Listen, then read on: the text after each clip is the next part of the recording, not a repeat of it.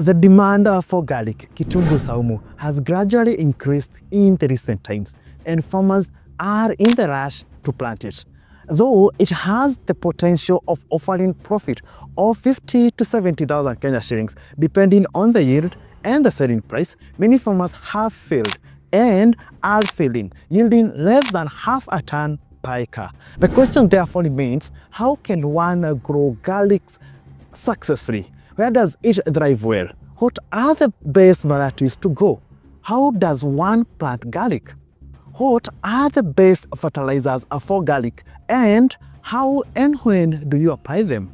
Finally, what are the common diseases and their symptoms, and how can you as a farmer manage to control them? Lastly, garlic harvesting. How do you know that now your garlic is mature and ready to harvest? This video answers all these questions, offering a simplified step-by-step guide that farmers can follow to grow garlic successfully from seeds to harvesting. My name is Kelvin Nairimo, an agricultural consultant here at FarmWorks. FarmWorks is an agricultural solutions center that offers farmers with realistic solutions to their daily farming challenges. If you're new here and you've not subscribed, this is a humble request. Kindly subscribe, kindly like, kindly share. This is the only way that you can help us reach and empower as many farmers as possible. Before planting garlic, make sure that you do this. Though it is praised as a highly profitable crop, it is not as straightforward as seen by the garlic farming analysis. Therefore, it is ideal to identify specific market where you will sell your produce before investing a single cent in the soil. Identify what variety they love, size, and pageancy, and when there is likely to be a shortage in order to fetch good prices. In short, the production should be market ready.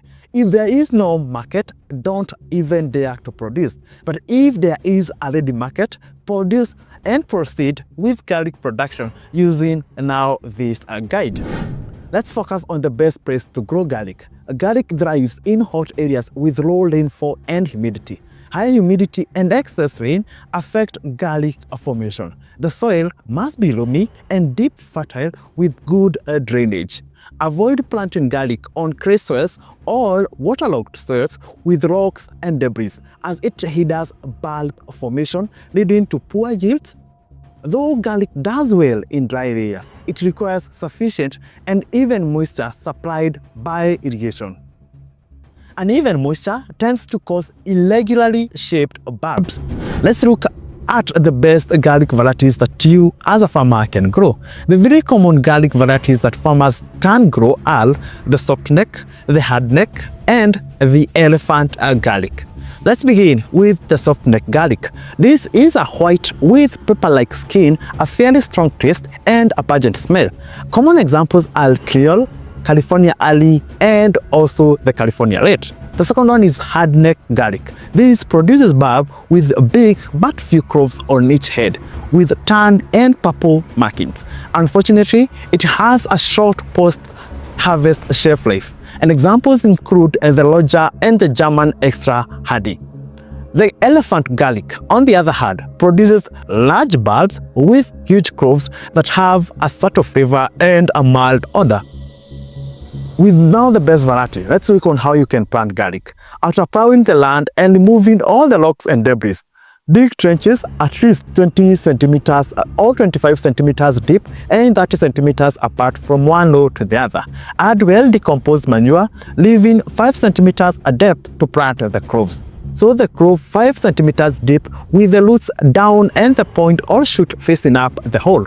The spacing from one crop to the neck should be 10 to 15 centimeters and 30 centimeters from one row to the other. Irrigate and cover with loose mulch to protect it against extreme temperatures, suppress weed growth, and also help with the water retention. Remove now the mulch after the full shoot development. After you've done that, let's focus on the best fertilizer for the garlic farming.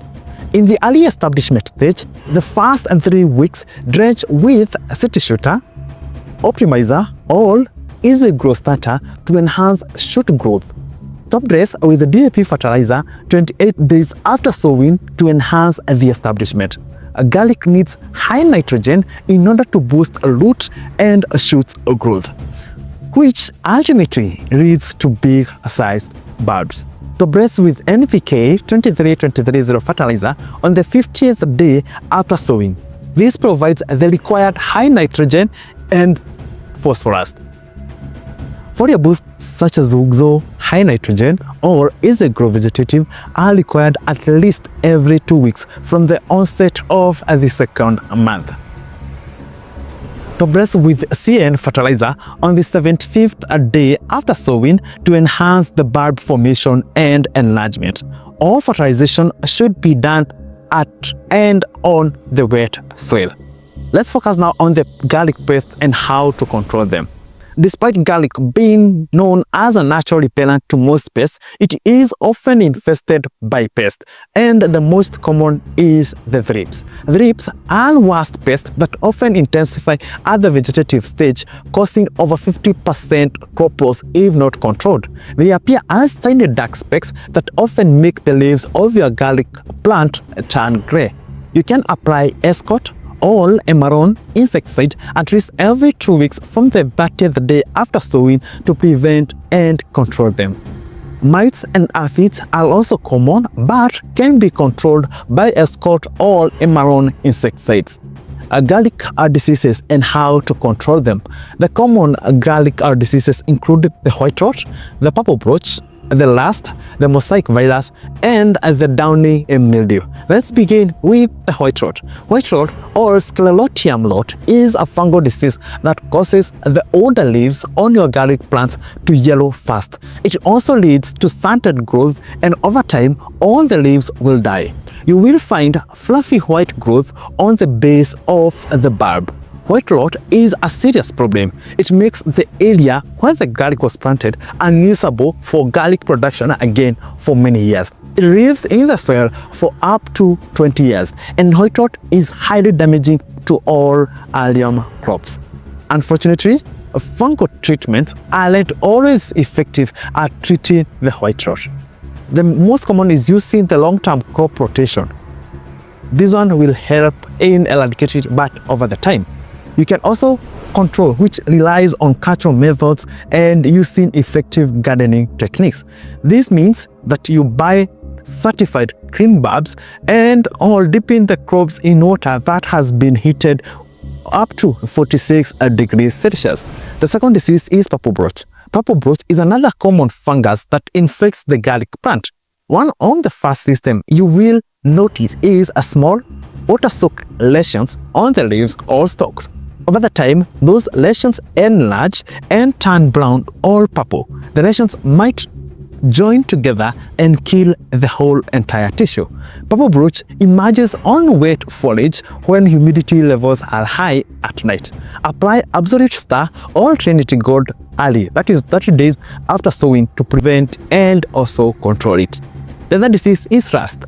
With rust, you might notice small white flakes on the leaves and stems that develop into circular or elongated pustules. If rust becomes a serious problem, it will cause the whole entire garlic plant to die. Apply copper-based fungicides such as the Metacop or the Pilacop early on the 50th day after sowing, followed by Absolute Star or the Trinity Gold. Garlic mosaic virus. This is another disease. Just like humans can manage to contract viruses, plant can also do. A garlic mosaic viruses causes mosaic patterns on the leaves, or you might see mottling or streaks. It also causes stunted plant growth and reduced bulb size.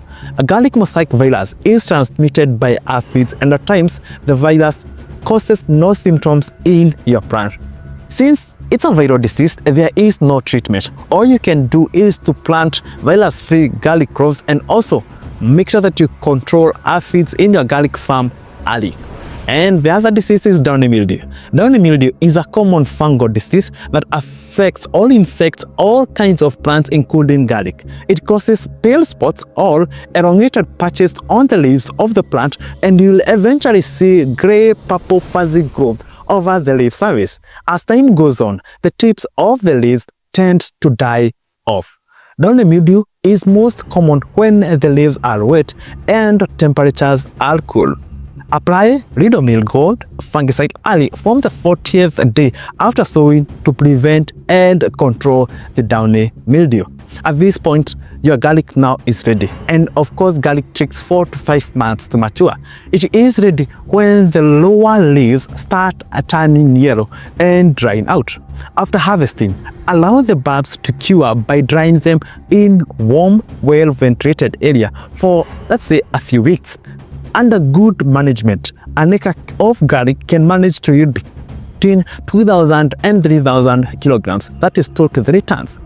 Now, make sure that you check on our video on how we break down the cost analysis for growing garlic, and also where we check on return on investment and the payback period. Now, at this point, if you are a garlic farmer, let us know which is your best variety that you usually plant. Where do you sell your garlic? Do you see if there is any future in garlic farming? What are the tips that you can give to new farmers who are thinking of or intending to venture into it? And finally, how do you control these diseases? And what is these fertilizers that you use to hasten your growth? Now, let me see you on our next video where we look at the cost analysis of growing garlic. And also, if you have any comment, query, drop it in the comment section. I usually make sure that we answer all your inquiries. And thank you, and let me see you then.